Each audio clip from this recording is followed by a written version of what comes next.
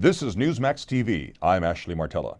We're on the phone with political commentator, author, and Newsmax contributor Dick Morris. Hey, Dick. Hey, Ashley. Good to be here. In a recent column, you really ripped President Obama for his massive spending bill for a $3.6 trillion budget and his $1 trillion tax hike.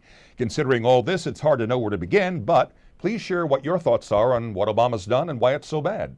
Well, I think that Lyndon Johnson's administration its theme was the war on poverty. I think that Obama's administration's theme is unfortunately a war on prosperity. I think that he is vitiating the impact of his spending, of his stimulus spending, by his tax package. He really, in effect, is going to people and saying, oh, please, spend a lot of money now, invest a lot now, and don't worry about it, but in 2 years I'm going to cut your head off. The tax increases he's contemplating are so huge, not just the ones he proposed now, but the other shoe is going to drop, which is he's going to subject all income above $250,000 to the full payroll tax. So if you're self-employed, that's a 13% tax on top of the 5% increase, on top of the repeal of full deductions.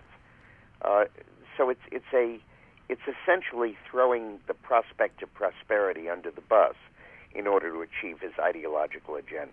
You note that every time Obama speaks, he sends the markets down and the stocks crashing. And as of the taping of this interview, the Dow plunged below 7,000 for the first time since 1997. So do you think that indicates very little confidence in anything Obama says?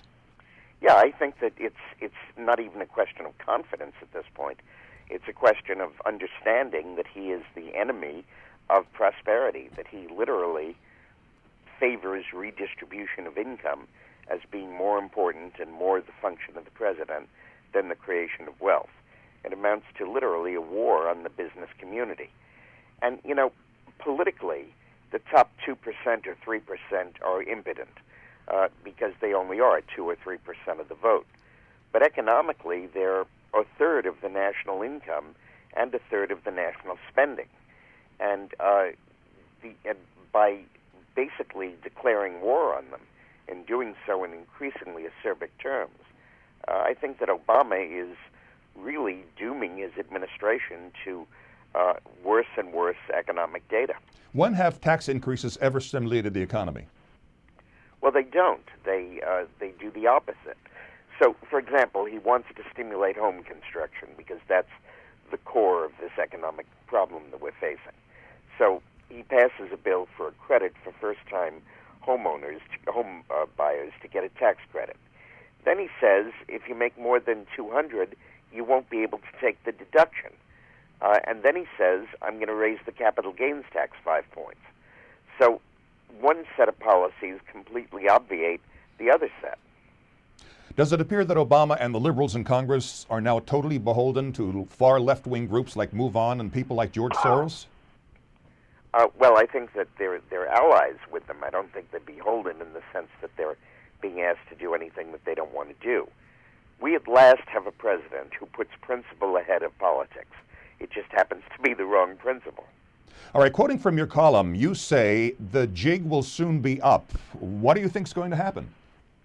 Well, I think that in 2010, there's going to be a massive backlash, and I think the Republicans will take Congress.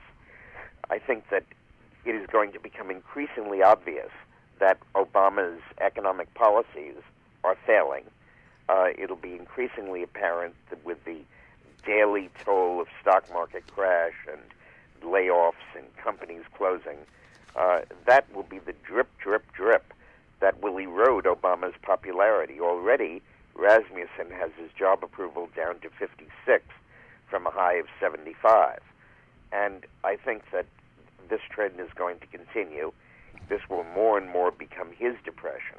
And he is literally changing a recession into a depression. Dick, are the Republicans, other than the 3 Senate turncoats, doing all they can to fight the spending and tax hikes, do you think? Well, I think they're largely impotent. Without the 3 turncoats, they don't have 40 votes. And by the way, 41 votes. And by the way, when it looks like there's even some talk of Obama resorting to the budget reconciliation process to pass his health care proposal, and once he submits it.